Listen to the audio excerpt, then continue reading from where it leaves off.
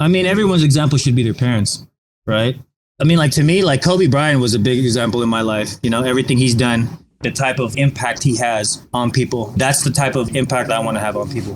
Like if I ever pass, I want people to be like, damn, dude, he was doing things for other people, opening doors, trying to like, you know, take kids off the streets and have them join airsoft, all sorts of stuff. Kobe Bryant, I'd say, would be one of the biggest impacts on my life.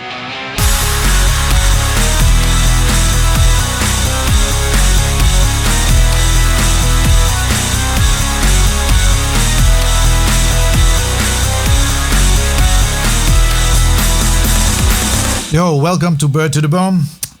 Today my guest, my friend over from LA, Patrick Dayao, aka Roosta from SYG. Hey my friend Roosta, how you doing?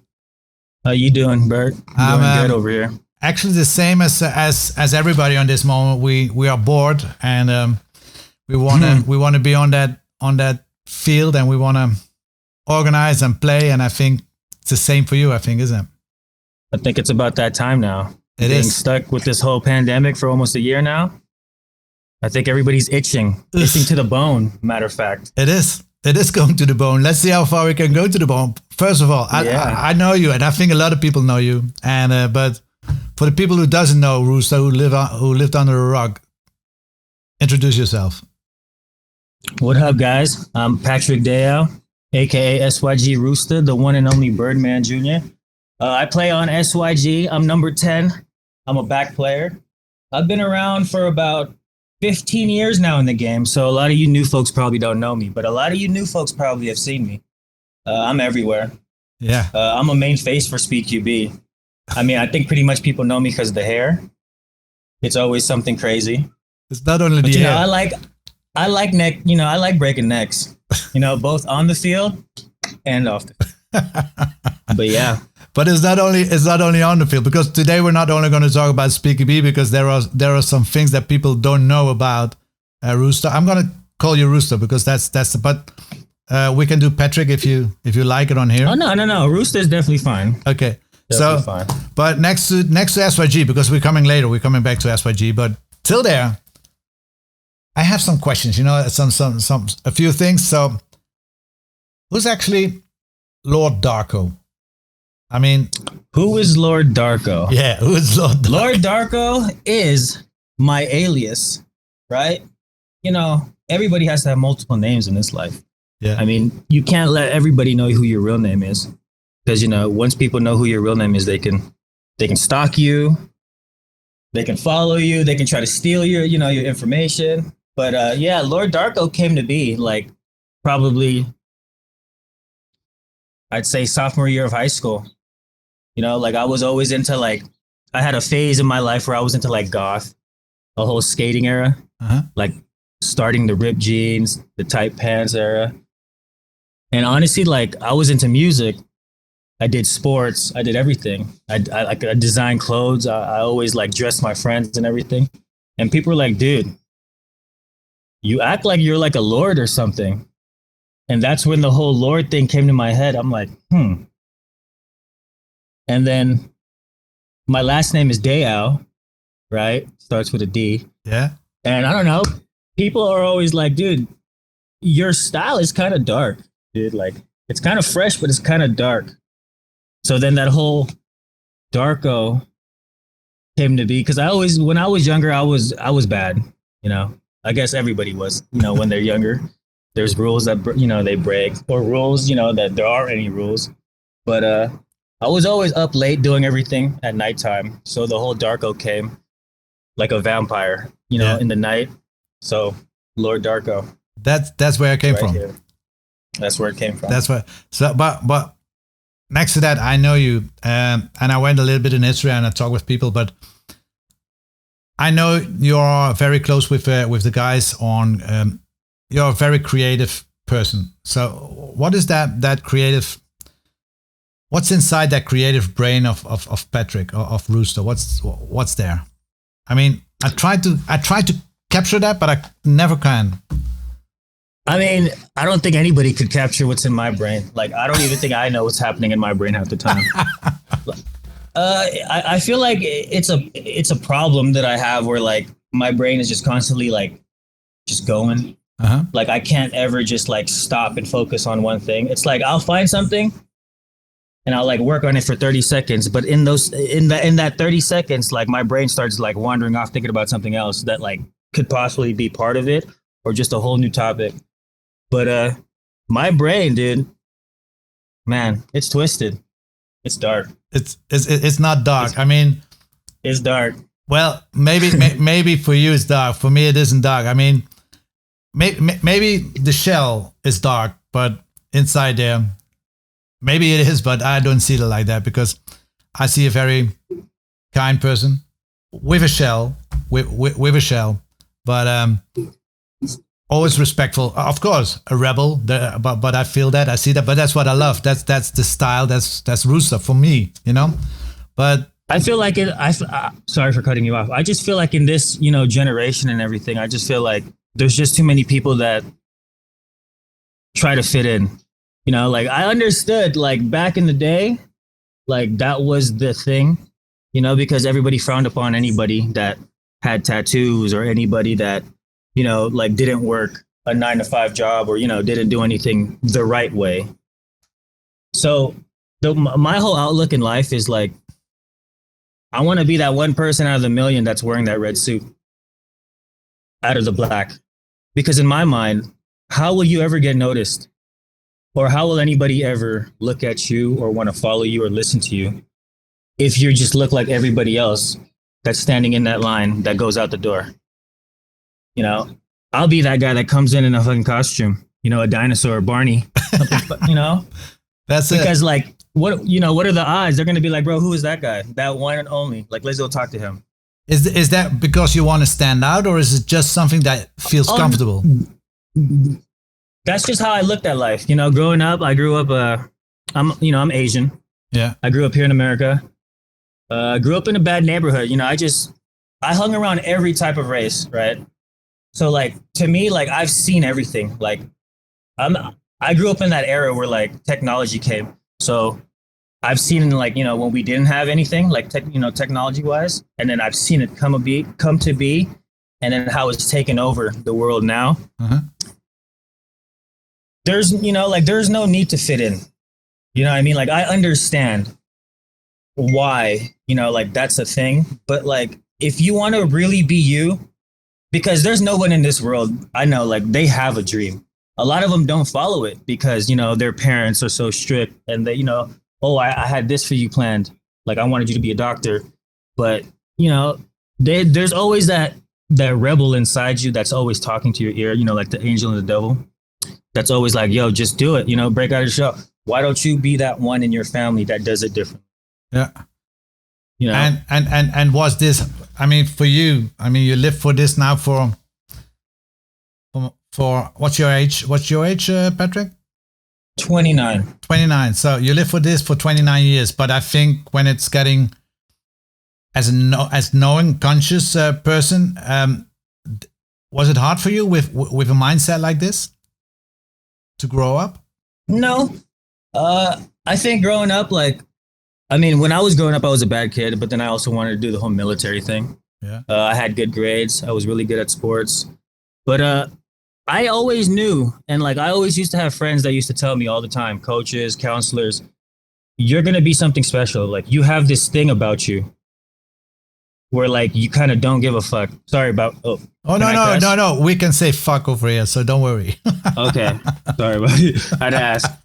Like I had teachers that used to say stuff like that. Like, I think, you can be something, like you have this attitude about you where like you don't give a fuck about rules, which I really don't, because I feel like rules were, placed to be broken, or society would just be like robots. Is it a hunger you have? So that actually for you, no rules, but sometimes you need rules. I mean, but is it hard for you? Yes. But I mean, what do you mean with rules are there for broken? I mean, is it something that really is out of this world, or is it something that, I mean, standard rules are standard rules? I mean, standard rules are standard rules, right? Like, thou shalt not kill, and thou shalt not, but I mean, like, there's, there's rules that are just, that are just stupid. that like people follow every day, but like, I mean, like in life though, life is like a giant game, either you can play it by the rules, right? And do your 9 to 5 job, wake up in the morning, get your coffee. That's it. Or you can be a rebel. Like, I consider you a rebel. You're doing this whole thing for a community, but it wasn't what you wanted, right? Like when you were growing up, like this wasn't what you thought your life would be. But like, you're such a badass to me. Like, I became a badass when I was older. I mean, but when I was younger, I was a badass too. But actually, I wasn't that badass. But I wish I was. No, you're badass to me. I wish I had more of you when I was younger, and I'll be honest with that, because I think it's amazing life when you are young and you have that own vision and follow that own vision. And maybe I didn't have that when I was young. Maybe I followed more others' vision than my own vision, and I really honor you for that, because that's something that I really learn a lot from younger people the last years. It's like the way of their thinking now, their vision is so much more open and clear. And when I was growing up, it's more how mom says or our dad says, or how your friend sees. And now, and that's good from now, is that people having more their own word and they have more their own vision. But next to that, it's you have to be capable of to handle this. A lot of young guys cannot handle that way, because they go, as you said, the wrong way. They're going to the bad side, or they go. So yeah, to be honest, I'm really jealous of that I didn't had that in my youth for myself. I could choose for that. I of course. Yeah. You could choose for that, but definitely. But I choose for that way when I was older, when I learned a lot, and I said, okay, but it's not going to happen this way anymore. It's going to be that. So that's why I really, every time, again, when I see you, you look for me, you're always a nice guy, and you are a nice guy. You're a funny guy. I like your competitive style. I like everything. I like your dares. That's why I'm so happy that you're on my show today. It's like so many people have so many question marks about Roosta, and I really hope that we can give some answers on there. But I've got a question here. Is Trilly X Madison, is that still a part of it? Are you still part of it? That's another one of my names. From far away. It can be Lord, it can be Darko, it could be Trilly. But yeah, see, like Trilly Madison came. I used to work with strippers. Okay, I used to like since I used to be a designer, I used to custom design like some of their outfits when they danced on stage, some boots, some stuff. And I kind of needed a sexy name, So Trilly Madison came. Cool.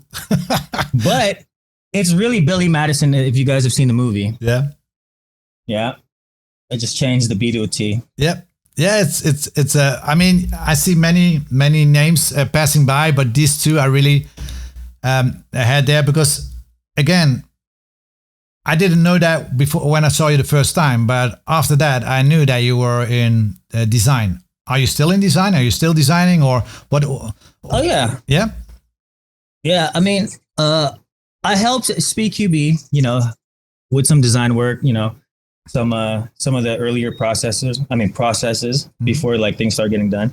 But a lot of the time it's like my mind and like what I see, like I'm always on my phone, on the trends, like what I think could work, what I think would not work, what I think everybody is using, what I see everybody using, what I think needs to be done, and what I think new needs to be made. That's how I help, really. I mean, I really love the way you dress. You're the guy you cannot look next to. You're there. You're rock star, dude. You're represented, but that's cool. It's exactly how your personality is. It's colorful. It's you're there, so you cannot go around Rooster as a person or as his clothes. But is that everything that you wear? Is that you design yourself? Me as a person, like a lot of people like know this about me, but like I don't really buy a lot of designer things. Like, how like a lot of people think like style and fashion is just, wearing, Gucci, Louis, Prada, the designer names that everybody hears about. I feel like a true artist, I look at myself as an artist because I can, to me, fashion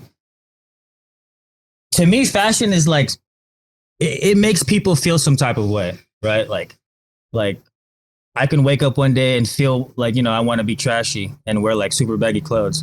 Yeah. Or like if it was cold or if it was like snowing outside, I can change the whole outfit in like a whole different way. I look at fashion as like an art. So like I consider myself an artist. So when I wake up, really, it's just how I really feel. And, when I look in the mirror, what I think looks good. And usually like I can take things that aren't expensive that you can just buy at like H&M and like random stores that aren't, expensive and like make it look real good to where people that are like rich and have money are like, so to like, damn, dude, like, and combine things. And it's the mastery of combining things, it's putting the right stuff together. And sometimes for other people it doesn't fit, but for some people it fits, You have green hair, it fits with you. I don't put green hair, I don't have any hair anymore, but I mean, it fits I with you. I can give you some. You want some? Yes, please. Yes, please. I will do everything for that. But yeah, but I mean, does your drive comes from the fashion culture, street culture, music, or is there any difference in between those three? I mean, honestly, like my style comes from everything. Like it really comes from like my upbringings, like what I saw, what I did, and then like what I think should be, worn.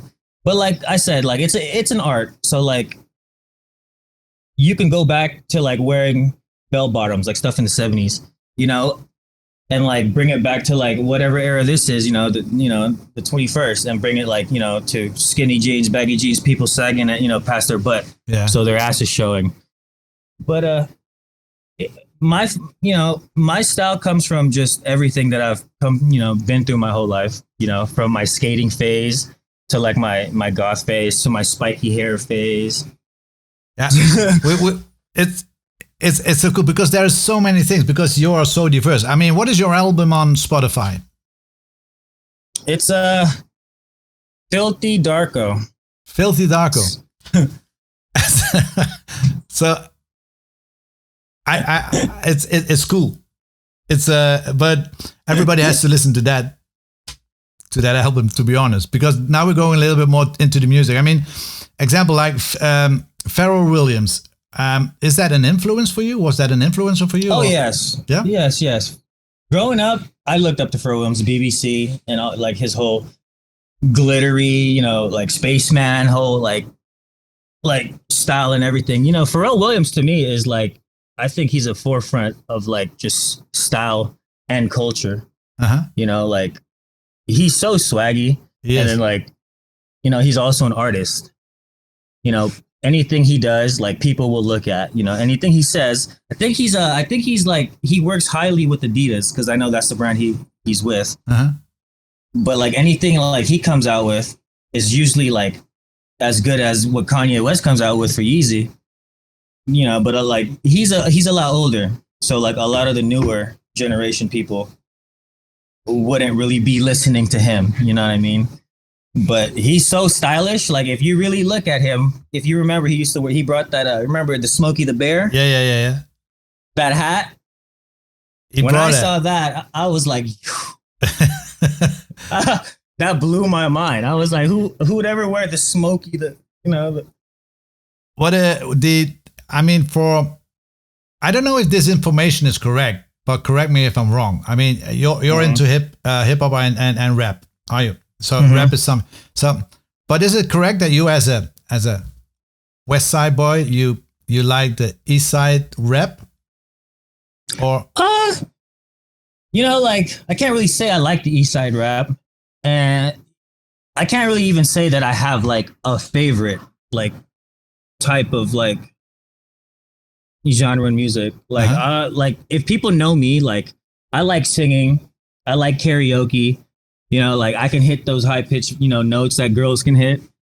Yeah. I did singing classes when I was a kid, I quit because, my basketball teammates used to call me gay. when I used to come to practice late, be like, bro, like, why are you late? You were at your singing class?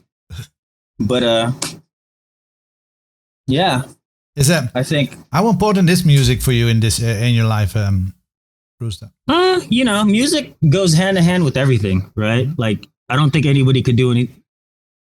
I don't think anyone would, you know, would be able to like calmly live life if there wasn't anything to like calm them down. And I feel like music is like that one thing, you know, that like it's a story from another person's view, and they're explaining it to you in like a performance type of way. So I feel like music just goes hand in hand with everything in my life. Like whenever I'm doing anything, like I need music. And it's kind of crazy though, because I can't even read a book. Like I can't stay focused reading a book if there wasn't any music in the background. Like if it was just dead silence and I was trying to read a book, like words would start like floating off the page. Like it's really weird. Like I just need music, and it just kind of just pieces everything together. Well, and music, like it doesn't always have to be rap. Like I love every type of genre. Reggaeton. Music is one of the best medicines. I mean, there's always music for every emotion a person has, you know? Oh yes, yeah, so, that's correct. So it's and that's how it fits with me, you know, that I'm very wide in music because yes, I prefer rock, but I love rap. I just watched the rap series on Netflix. I never knew so much what rap had to bring. I mean, it was not from my time, so I know so much more. I didn't know how it existed. And now I know it. But now I listen different to the music. I like soul. I like rhythm and blues. I like blue. For every emotion I have my type of music. So music is one of the most important things for me in my life. I think it sets my life, to be honest. So I was many years in the music industry. So. It's that's good. It's yeah. So what do you think about music is going to be around for a long time? Yeah, we have to, Pat. What back to some fashion, because what do you think about Supreme as a fashion brand? Supreme as a fashion brand, I think just makes too much fucking money. Right? Like I don't know like what goes on in their board meetings. I just feel like the CEO tells his men to just go home, close your eyes, and just grab something and bring it back to the office tomorrow. And whatever's on the table, we'll just put Supreme on it and we'll sell it. Because like it's ridiculous what they come out with. But it's kind of funny how it's always sold out. Yeah. But I mean, you know, that's because it's one of those high demand. Like I remember when Supreme was just a skateboard brand in New York. Yeah. And they just had a few skaters. And then they started making t-shirts. And literally their t-shirts were just, it's so simple, right? It's a box logo, literally a box logo with a print on it. Yeah. But, you know, after a while, like, you know how things get influenced, the kids get influenced, people get influenced. Like when certain people start wearing things, you know, and then like, you know, all the younger generations, you know, want to look cool or, you know, think that just, you know, if they get that, you know, it's going to make them feel like them or look like them or be cool. And then that rises the demand in certain things. Yeah. And then boom, you have Supreme now. That's exactly the answer actually I expected from you, to be honest. And so actually, if it's that, let's say if it's that, what is then the future fashion brand from here on in your vision? I mean, I'm actually in the works of starting something, but what I think, you know, that should be should be more like, I feel like more of the clothing items should be like everyday uses, like just in case shit gets real type of shit. I don't know how to explain it. I think I fucked that up. Like, I wouldn't say like military, but a lot of times, like when you look at clothes, right, it's like really meant for just like a night out, right? Or like, you know, like if you buy a nice suit, like, and shit hits the fan, like, you know, you're ripping the crotch seam, you know, if you have to like, you know, get down if bullets are flying over your head, yeah, or something, you know. I feel like in the future, we should start incorporating more of like just everyday usage with like clothing wise, with like designing stuff too. And the high, like, you know, Virgil Abloh. Yeah. the head creator of Louis Vuitton, and he's also the founder of Off-White. Like, he's turning a high end brand and like turning it kind of street, which is fucking dope. You know, like, and like I feel like nowadays, like, people are looking like the 70s, wearing suits, looking like mobs or like the mafia era anymore. You know, but fashion to me should just everything should just fit together. I feel like I think that's a bit, you know, just like you take like military stuff, add it to like designer stuff. Maybe you can add some rips, maybe some like, you know, these pants are able to be worn with like military boots just in case, like, you know, because to me I always feel like you just got to be in the ready. You know what I mean? Like, everyday life is precious. You never know when you're gonna live another life. You know, like, and then plus, like, you know, people are starting to kill people for high end stuff. You know, like watches. Yeah. You know, so. Yeah, let's go. Ready. I mean, it's a very important part of your life still, and I think that there is still that thing you seek for. It will come there, and I think it's just as an artist, as you say, the day that one thing is coming there, and your name will be on there, and I hope your name will be on there because I'm gonna wear it. So if there is something new for senior people, just send it to me. You know, so create something for people. It's not gonna have my name, but just look out for enemies pretty soon. Enemies. Yes. Cool. I will do that. Let's go to the sport. How did Patrick jump into sport? Where did it start? What sports did Patrick Roosta did? Or I was told by my parents that I flew out the womb with the basketball in my hand. But no, like I've been playing sports since I could remember. I think I started dribbling a basketball before I could walk. My favorite player was Kobe. Rest in peace. You know, my little brother, you know, is actually named after a football player, which is kind of, you know, my mom used to always love watching sports. She used to think she was married to Kobe, right? So it's kind of crazy. But I played everything from basketball, football, soccer. I've tried swimming. I hate swimming. Fuck that. Why? Even baseball. Why did you hate swimming? Why? I mean, like, I just feel like it's not a necessary sport. Like, what the fuck? Like, you turn into a prune when you're in the water for that fucking long. Like, you know, like, I don't know. Like, it's freezing and you're jumping in and out of the fucking water. Like, I don't know. So actually, what I hear, if you had the chance to choose a favorite sport and to be in there, it's basketball or? No, actually, I quit every other sport for football. For football. Yeah, and the first time I touched a football was freshman year of high school. Because when I grew up, like, my mom didn't really like, I was a basketball player, so I did everything from like every sort of camp. You know, I was invited to the Jordan Flight School. I played for his all-star team alongside what's his name, Austin Rivers, the point guard in the NBA. Yeah, DeMar DeRozan, all of them. I know all of them. Like, it's crazy. It's football was it for me.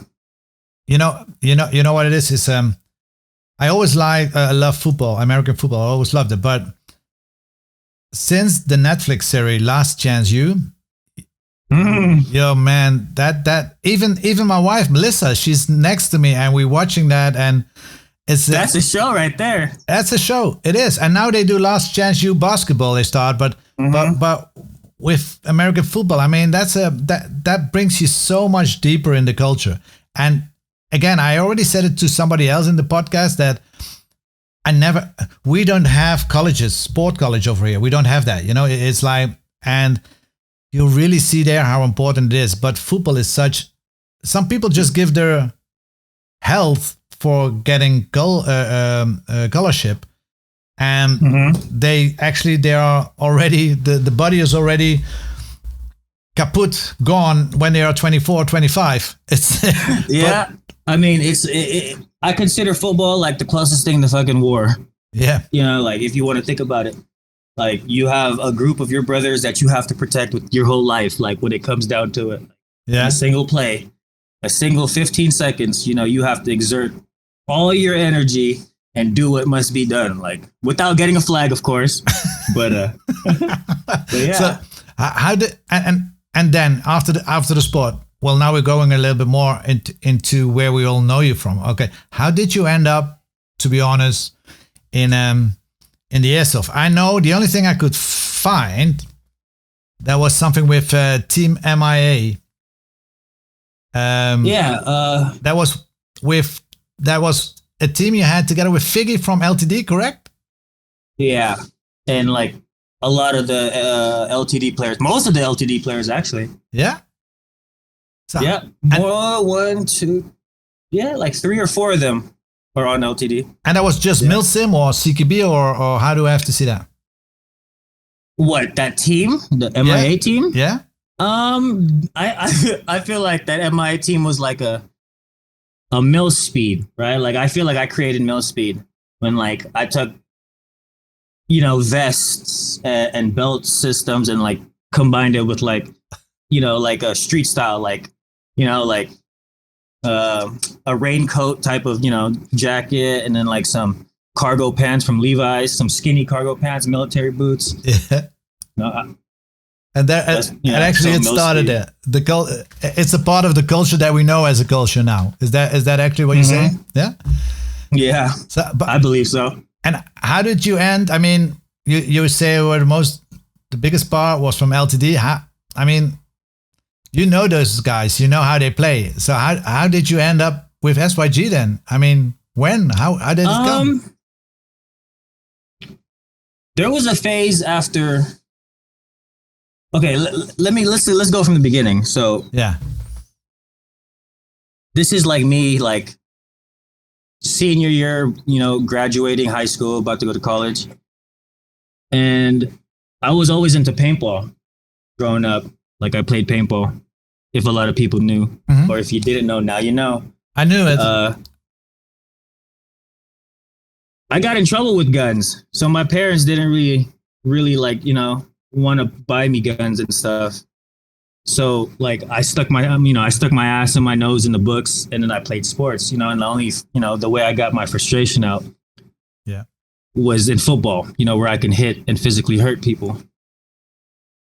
And then I guess there was some point where my mom started trusting in me again because I was doing good, you know, I was getting scholarships, getting looked at by, you know, colleges, big colleges, that like I asked her if I could play, you know, with toy guns, because, you know, we used to go to like downtown Chinatown, and I always used to just stare at like the little airsoft guns on the, you know, in the store wall. Like, you know, I would always be inside that store, and my mom knew like she wouldn't buy me anything, but I used to just always be in there just asking, can I hold it? Can I see that? Can I see this? Until one day she was like, hey, I found this place. You want to go? And then I was like, what is it? And then she was like, it's called the Tac City playground. And then I looked at it and I was like, whoa. I was like, yo, these toy guns look real. I was like, when can we go? And then she was like, ask your brother if he wants to go. So I asked my brother and I showed him the pictures, right? And then he was like, oh, dude, let's go. Because, you know, me and my brother were always playing like, you know, military video games together. And then my parents take us. And I remember walking through that front door and seeing all those guns on the wall. Like literally I had a heart on. Like no lie. Like boing. Like that shit just boo. And like instantly, like my mom went straight to the front desk to ask some questions, you know, like how does this work? Are these guns safe? And me and my brother went straight to like that viewing window where like, you know, you can watch what's happening on the field. Yeah. And like both our jaws dropped. Like I was like, what? Like you can actually play with toy guns and like shoot people? Like what? And not get in trouble? And then so my parents let us like try it for the first time. And like, boy, like I didn't get off that field not one time. Like not even for breaks. Like just reload right back in. And then like ever since that day, like I begged my mom, can I get my own toy? Can I get my own toy? Like I'll pay for half of it. And then like she was like, no, like I know how you are with guns. Something, like you can shoot somebody in the house, And then I was like, I promise I won't. Like, like I'm serious. Like I really like airsoft. Like it's cool. Like plus look, like like there's a place to play it in. Like it's an actual building. There's refs. Like. And then she was like, okay, I'll think about it. Then long story short, she bought me and my brother toys. And then like this was like say sophomore year of college, my college. So I'm probably like 19, 20 in college. And like I have football practice, right? Like I have school, then football practice. And then in my mind, guns, right? And like this is where like people are like, bro, you're so dark. Like that's how, like, because I love watching military movies. I'm a big horror fan. I love like killers, serial killers. I just love guns. Like I love like what guns can do, how guns can protect people. So like I used to always talk about it in school and to my friends, to my football team. Like, bro, there's this thing called airsoft. Like, bro, like I can't stop thinking about it. My hands are itching right now. And then they're like, what is it? I'm like, remember when we were little? Everybody always wants to play gangster with guns and shit and shoot at each other. They were like, yeah, why? He goes, bro, we can do that shit and not get in trouble or get thrown in jail. And a lot of them were like, nah. And a lot of them were like, what, really? Like, take me. So like a lot of the times, like it would be football practice. And then after football practice, we would get off at like 6 p.m. And then like, I think Tax City would close at like 11:30. Yeah. And this is the time when I lived in LA. And it was like in Irwindale. And it was only like a 40-minute drive. So I used to rush my ass back home from college all the way to my house, and then like and just like lie to my mom. I finished my homework in school, like I did that shit, and she was like, "Okay, where are you gonna go?" I'm gonna go to airsoft, and it'd be like 7:30, and it closes at 11. So I'd load my shit up, back of the car, drive down the freeway, get to Tech City. Like it'd only be like a few people, but it didn't matter, right? Like this is what I wanted to do. Yeah. And listen to this, like when I was doing that, this is when there was no SpeedQB.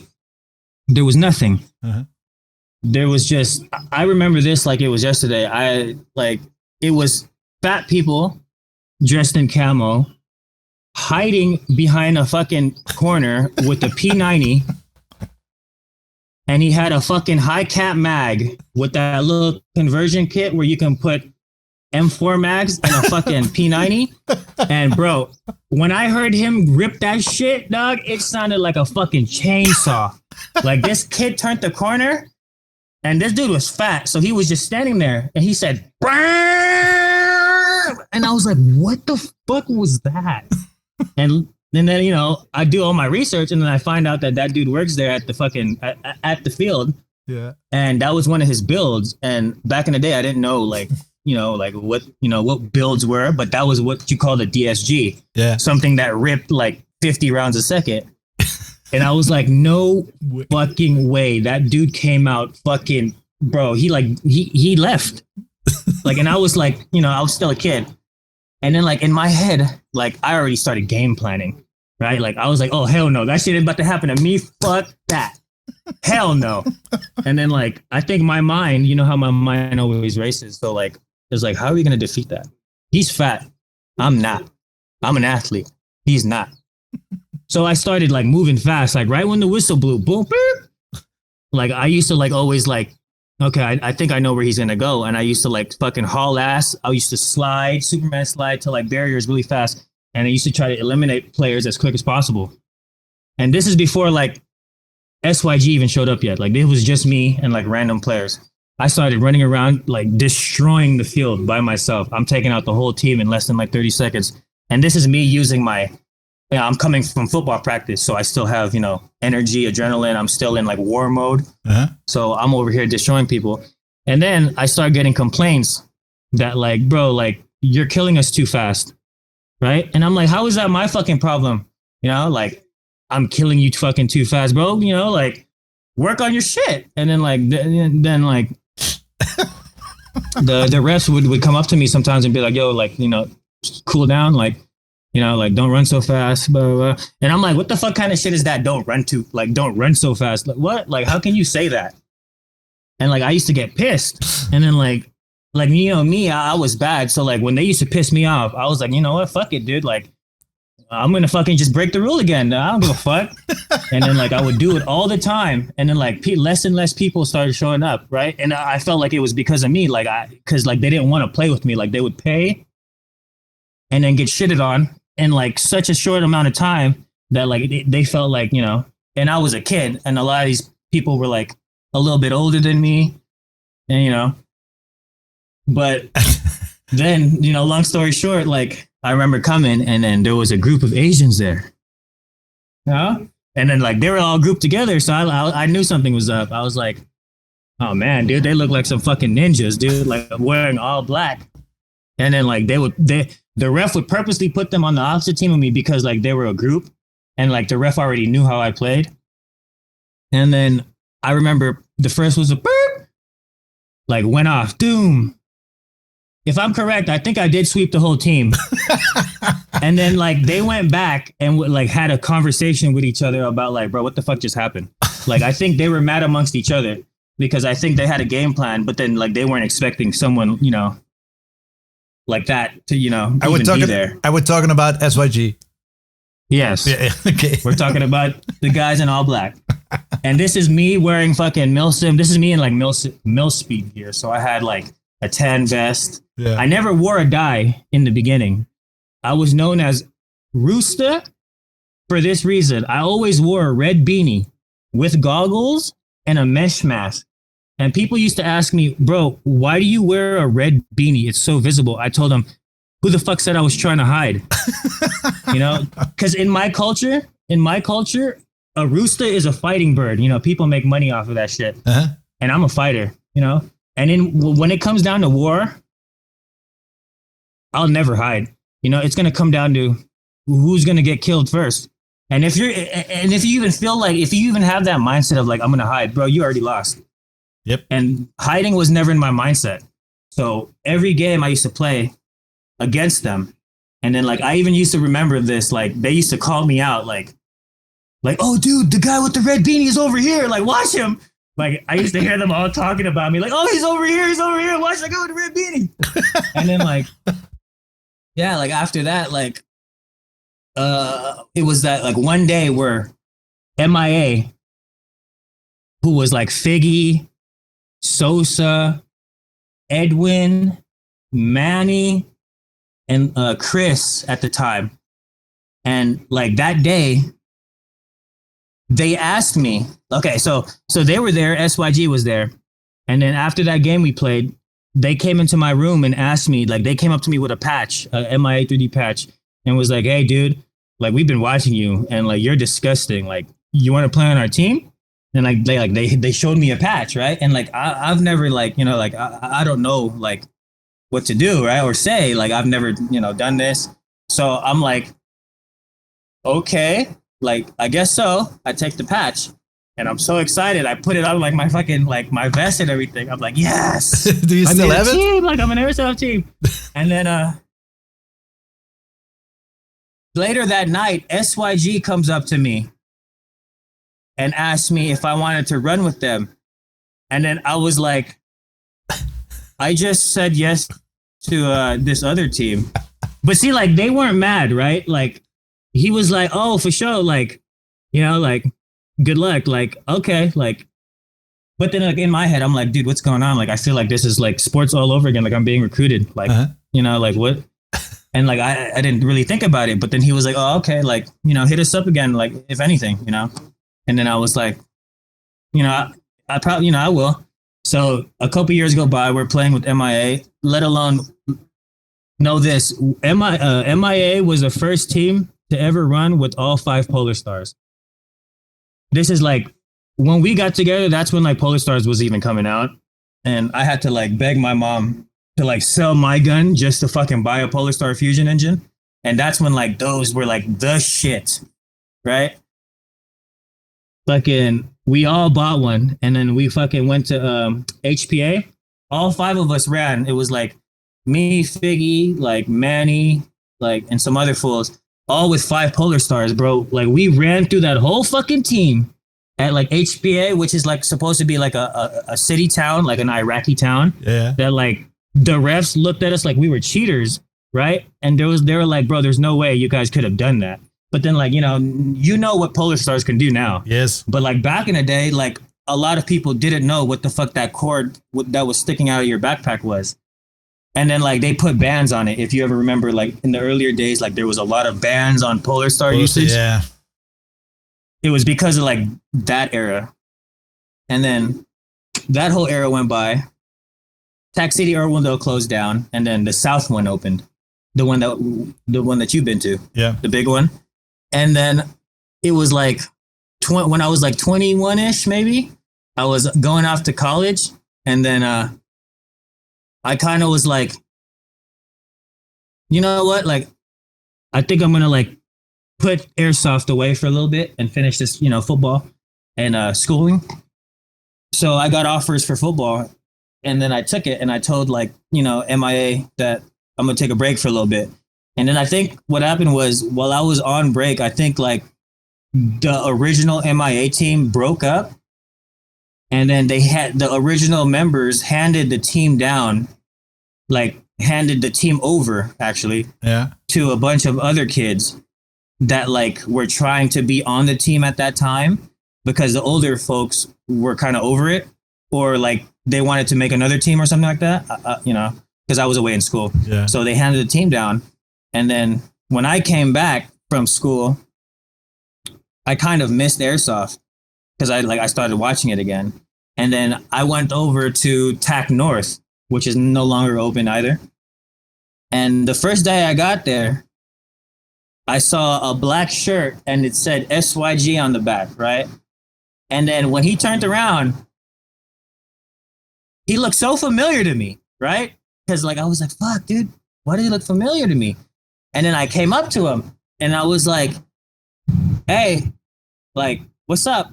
And then he was like, do I know you? And I was like, Patrick, the one with the red beanie, Roosta, remember from like a couple years ago? And then he was like, oh shit, Roosta.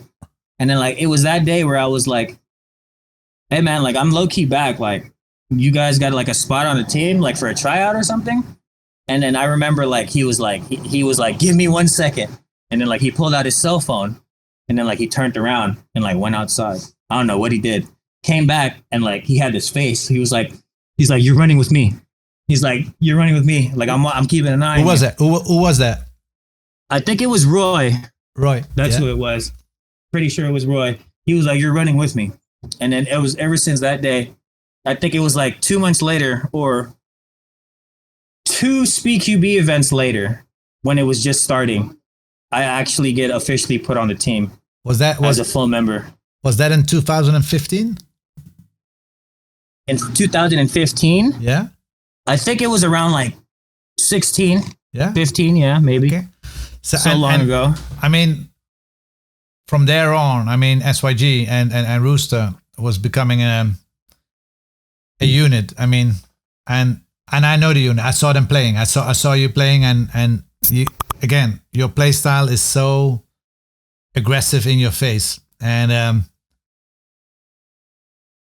I love that shit. It's I like the complete aggressive style of SYG. I really love that because the first time I saw that when I was there in 2018, the year you became champion again, it was it was that thing that was standing out for me. Like, wow, that's aggressive. And then I saw LTD, and it was actually more defensive.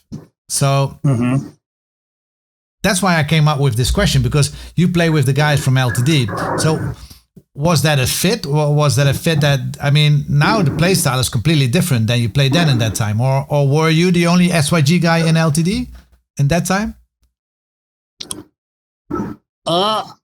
I never was on LTD. No, right? Like, in that time with the players. I know you weren't there. In MIA, were you actually the only offensive person, or with Figgy, or was it? Okay, so this is how it works. When I started running, and so I started like doing this whole offensive like football like style, like rushing. A lot more people started taking notice that it was actually working, right? So Figgy was one of the other person who was shorter Like he's a little bit shorter than me, but like, you know, we were kind of like the same build at the time. But like, and then a lot of the other players were like kind of big, fat, and you know, to say, you know. But I'm not, you know, I'm not saying anything bad. I'm just saying they were big. Yeah. But a lot of the smaller people, you know, Biggie is one of them, started taking notice, and then he started rushing too, with me.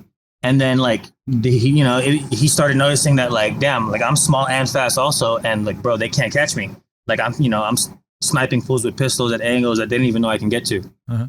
So no, I wasn't the only offensive player. I feel like, you know, I started creating offensive player. Like you can call me the coach, yeah, but it started off with just me. Yes, you started off with the offensive. Yeah.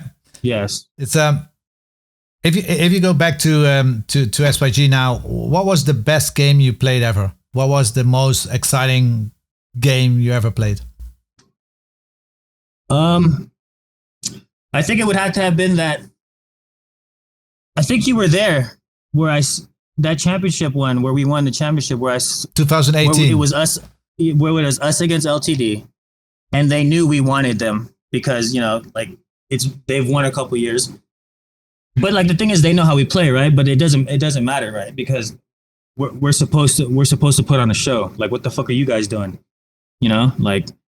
But I think it was when I slid into X and I popped up. But like in my head, I wasn't gonna go for the flag because I know Figgy had to go for the flag to get the points. And when I looked across, he was in the stands for flag runner. And in my head, I was like, oh, I got this. I'm way faster than him, stronger than him, and I'll get to that flag faster. But in my head, I think we were up by points, and I knew that I just wanted to eliminate him, right? Get him off the fucking field. And I slid to X, and like it's my word against everybody else's, but everybody had like saw it from like whoever was watching. Like when I slid to X, I sat up and I watched the flag. I could have grabbed it. Like I had all the time in the world to grab it. I waited for Figgy to pull it so I knew when it goes down, he's back down in his position and not ready. When that flag went down and I hopped up, I put 3 to his fucking face and he fucking fell on his ass. Like, and there's video from like the back where like I put him on his ass. Yeah. And literally like, and then like from there in my head, I'm like, all right, mission done. He should be walking off soon. And then I move to the right, and then I get hit by Maddie from the snake. And then I'm looking, and this motherfucker is in the fucking field still. And I'm like, bro, I really lost that shit, dude. I was really about to go in there and fucking grab him by the fucking face and pull him the fuck off. Like, come on, dog. Like, really? Like, I put you on your fucking ass. It's you know, and like, and everyone saw it. Like, they even banged on the window, like, expecting you to come off. There was so much.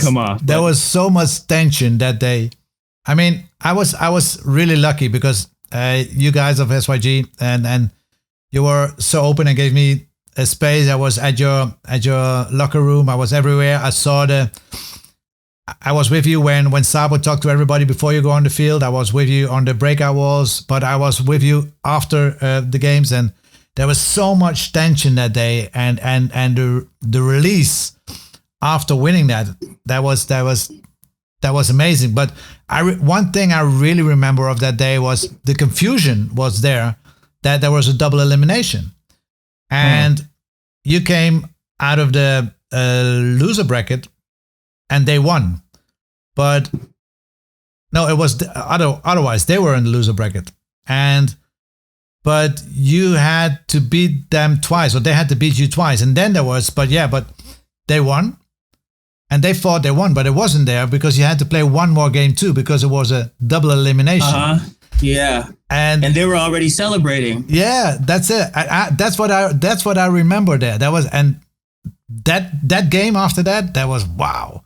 That was fire. I really enjoyed that from both sides. I really enjoyed that because that was for me. There it started. You know, there were the two top teams there. They played, and I saw that fire. I saw the emotion. I saw everything happening there. It was you going out of your mind. It was everybody was going out of his mind. But on the end, in the locker room, where I still have it on video, where Sapo starts talking to you guys, and and everybody's taking over, and on the end, we're spraying with BBs, and it was amazing. It was crazy, and and there you see one of your friends there. I mean, Demo's. You're very close with Demo, and how did that? I mean, how did that started? That friendship did that came with SYG, or did that came next to SYG? Me and Demo connected through airsoft, and then through SpeedQB and SYG. I didn't know anything about Demo, honestly. Like, I've never heard of him, never seen him before airsoft. And then it was this one day where me and Lyndon were at the Tax City North, and we were playing one night, and we seen this guy. But like my mind is always racing. Like, I'm like a coach. I'm always scouting talent. I didn't even know he did YouTube. Like, I didn't know he did vlogs or anything at this time. I just saw him as a player, and he was playing aggressive. Like, he reminded me of me. And if you can do that, if you can make me feel like that, then you're probably, you're probably good. So I called, or me and Lyndon asked permission. I think it was from like Roy or Eric. Like, hey, there's this kid here. His name is like Dylan. Bro, he's quite nice, coach. Like, and if this is coming from me, I won't lie to you. And you know what I look for. And then he was like, oh, yeah? Yeah. And then he was like, all right. He's like, put him to the test. And I know Dylan can tell you this. Like, he knew, like, he had, like, there was this day where, like, I think when we walked by his table, like, it was like a stare down. You know how in movies when like a cartel member are about to assassinate you, but like you're sitting and like they walk by you and make eye contact and just keep walking for like later on, like they'll grab you. Like, I think it was one of those scenes where like he just knew, like, because like I think we just stared at him the whole way, like, like the eyes never broke, like we were just looking at him. And then like I think from that day he knew, like, oh shit, dude, like I think those boys in the black are hunting me down. Which we were, like we had to put him, through the paces, and then he made it through the paces. And then I was the one to like, keep him on the ropes, because I was the one who found him. Like, I was the one who told Eric about him. And then I was the one who gave him his first SpeedQB patch, and I told him, you're really good, keep it up. Like, we're looking at you, and I think you'd be really nice one day with, SYG. And then like, this was Dylan when he was like in Milsim gear, like BDU, like, and I was like, yeah, dude, like I handed him my black. And like, this was one of my only like SpeedQB patches that I had at the time, because I don't think I had that many, like SpeedQB didn't have that much merch. So I handed him one because, I made it, I wanted him to know that I was serious. Like, I want you to know that I want you. So I handed him that. And then, yeah, Dylan's here now. Did SYG change your life, by the way? Did it brought some change in your life, or? Oh yeah, SYG. I mean, dude, like, I can't believe I've even traveled parts of the world that I have, and it's all because of airsoft. And like, who could have ever dreamed that, right? Like that we would come to Europe and play. Right? I knew that on the moment when I knew that when I left. I knew that. So, I mean, yeah, airsoft has changed my life. Yeah. And SYG, did it? I mean, I know SYG is a family. It's a very tight family. And again, I was lucky that I could be a guest, and you really took me as a guest when last time when I was there too. I was, and I don't forget that I was in your friend's house, and I made the mashed potatoes. Oh man. And garlic mash. And I never forget the other thing. Two things I really remember. One thing was don't tell me Roy knocked out. No, Roy knocked out, and everybody was building on his head, with chairs, and that was amazing. But the other thing, Sosa, you remember Sosa? I mean, yeah. So Sosa, after 7 years, he had a relationship again, and he had this girl. Oh yeah, oh yeah. You remember that? Oh, Yeah, my mouth was going, and then like it stopped so fast when it was like, "This is my girlfriend." I was like, it was a different Sosa. I think I turned like red inside, and like I think I just turned around toward the mashed potatoes. yeah. Oh man, that story. Yeah, they were in Amsterdam, and it was really exciting to listen. And then 5 minutes later, he has to leave with her to the shops. Yeah. He was like, and then everyone was like, "Oh, dude, you fucked it up." I was like, I was like, "No, she didn't hear it." But dude. that was like, the moment. That was the moment where I really knew that as a family. You know, it was fun, and so I think a lot of people are jealous of the way how the family runs in at SYG, and I can confirm that because it is a family. It really feels warm. It feels everything. So. And it feels welcome when they invite you. You are welcome. It's not played. It's everything is there. And I think that's a part that Eric really controls really good. I think. And but next to that, I mean, all of them, how they are growing, and the old guys, you know, the OGs. The old guys. Yeah, the OGs. They are still connected. You know, it's cool. Yeah. It's because you're. Last week I had a Bert to the bone with Flipsoft, and you have any connection with him because you're both from the Philippines. Are your parents? You're grown up, or were you born in Philippines, or?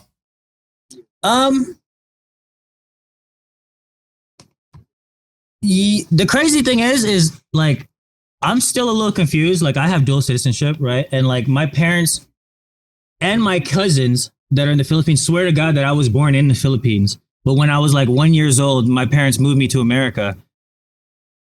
And then like, because before I was able to like, you know, like understand Filipino language more and stuff like that. But no, I was born here. You're born there, yeah. But what do you think about Flipsoft? What do you think about Ram? Dude, that's my brother. You know? He's cool. That's my Filipino brother. Yeah, dude, like I love Ren. Ren is fucking hilarious as a person. I can't believe like he lives in Japan. Yeah. You know, first of all. But you know, a bartender, you know, a bartender, a fucking dope ass airsofter, you know, like he edits his videos on the train ride home. He has his phone. He has it all. This is sick. Like and I know you watch his videos, right? Like they're sick. I'm like, what the fuck, dude? They are sick. Yeah. I like his one shot kills. You know, he's really one shot killer. And yeah, it's if you have an example in your life, who is your example in your life?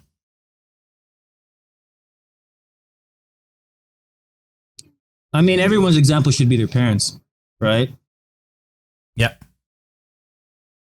I mean, like to me, like Kobe Bryant was a big example in my life. You know, everything he's done, like the type of like impact he has, you know, on people. Like that's the type of like impact I want to have on people. Like if I ever pass, like I want people to be like, damn, dude, like he was doing things for other people, opening doors, trying to like, you know, take kids off the streets and have them join airsoft, like all sorts of stuff. But yeah, Kobe Bryant, I'd say would be one of the biggest impacts on my life. Man, you know what it is? I always, it's like this. An hour is running like crazy. We're already busy for an hour and we're already through, and I'm really enjoying this. But if you listen to my thing, there is always a chance that you can ask me a question. So that moment is right here.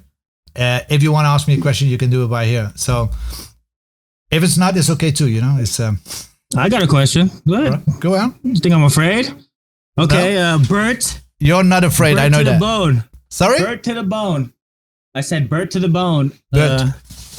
If I had to ask,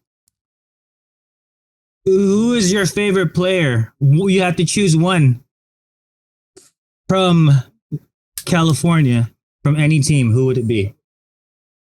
Well, that's not that hard. I mean, you'd have to overall think of everything, though, like what team they play, unless like that's not what you're thinking. No, of, it's from the beginning of when I was there was my eye always fell on one person, because he was, every time I see him playing, he's very smart. He's a very smart player, and I really like his style, and he's fast. And Sosa is actually, Sosa is in LA is my favorite boy. I'm sorry for that, but if you ask me, why do you have to be sorry? What? No, but because I recruited it's him hard. for the last two. It's hard. It's hard to say, because he's a player that has everything I really like to see. But if you say who is your most favorite aggressive player, there's only one, and that's you. That's Roosta, because I like the way you attack that cross. But overall player, it's John. Yeah. Do you feel, one more question, do you feel that airsoft, like as a coach, like if you look at it as a, from a coach's perspective, do you feel like it's becoming more of like a real sport, as in like you need actual like position players? Oh, like yeah. You need your front players, you need your snake players, and then you need your center and back. Just like basketball, point guard, shooting guard, forward. And if it isn't there, I'm trying to build it like that, because I think it belongs to SpeedQB/airsoft. Oh, yeah. So that's where that's actually the road that's the road I'm following. That's actually my goal point is making SpeedQB/airsoft, or what it is, creating a real sport for this. Yeah, for the airsoft, and you need everything. You need defenders, you need snake players, you need cross players, you need cam players, you need we call it now plexi and U players. You have to. I see in long term, I see that people training for their position, because yes, that's what I was thinking. It's like, you need to train for one thing. Yeah, their position, because I know like thinking that you have to play all five might be a little bit, especially the bigger, more older people who can't really get down low and pop a bone. But yeah, I'm thinking that like when it becomes like a positional thing, like, certain people can be like, oh, like I can train myself to be a back standing player, or a plexi player. Yeah. I think in now and 3-5 years, between now and 3-5 years, there are really guys, they are training for position, and they're not just training for open skirms, but they're really going up to Tech City or to Real Strike Arena, and they really train for their position, training for the flag run, training for snake. And you already see starting it over here, in Europe, you already see that teams who are playing, the players already have their position and they train on their position. And I really want to see that developing much more and more and more. So yeah, I'm 100% there. And if it's not there, I do everything on it. I do everything that I can to realize it. Yep, and I do know that you will do everything in your power. I will do everything to do it. So one day, I hope we have an all-star. We're like an all-star, game where one person, or say like two coaches, gets to pick 7 players from around the world to play on one team on like a big stage. That would be crazy. It's gonna happen. I know. It's gonna happen. I can't wait. I can't wait. As I said, I didn't say it this time, but we don't do blah blah. We do boom boom, don't we? So boom boom, pow pow, pow pow, it's pow pow. Hey man, Patrick, if there is any question, if these were your question, I always end with some questions, and you just have to choose from one. I'll get my glasses on because I can't see without them. So you have to choose one. All right. There we go. Boodle fights or KW8 fight night? Wait, what was the first one? Boodle fights. Poodle. You don't know what it is? Oh, I think you said poodle. And then what was the second one? KWA fight night? Yeah. I'm supposed to choose one? Yeah. KWA fight night? Okay. LA or New York? New York.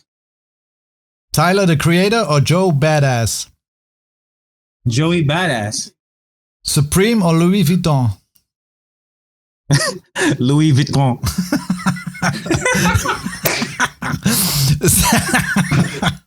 Oh, 6ix9ine or XXXTentacion? What is it? Yeah. XXXTentacion, or what is it? XXXTentacion. Tentacion, that's it. Sorry for that. Rest in peace. Rest in peace. So, 6ix9ine or that guy? XXX. Okay. Rock or soul? Soul. Godzilla or King Kong? King Kong. Friend or partner? Friend. Green or orange? Green. Tom or Jerry? Jerry. Hockey or basketball? Basketball. Paintball or airsoft? Airsoft. Dreams or goals? Goals. Fashion designer or rap artist?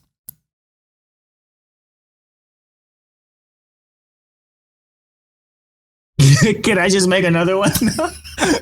Just artist? No, I'm kidding. Fashion designer. Fashion designer. Just Hard or soft? You said hard or soft? I said hard or soft. Oh, I'm always hard, baby. I'm always hard. US champion or global champion? Global champion. Dimu or Poseidon? Poseidon. He's gonna say this, dude.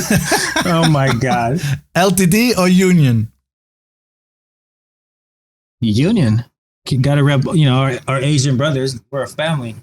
Beer or pot? Pot. Snow or rain? Rain. Okay. These Kentucky Fried Chicken or Big Mac? A Kentucky Fried? Kentucky Fried. Kentucky Fried. Then, Yeah. my last question. Where are you getting these questions from? What guest would you to be have on my show at Bert to the Bone, and what question would you like to ask him?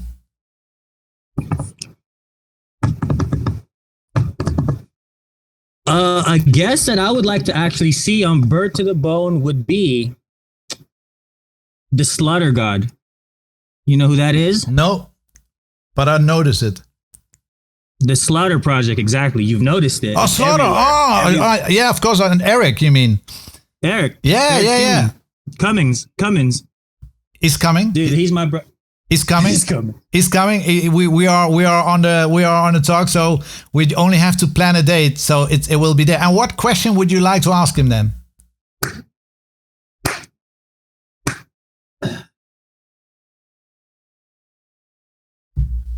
I can't. Fuck. What do I want to ask Eric?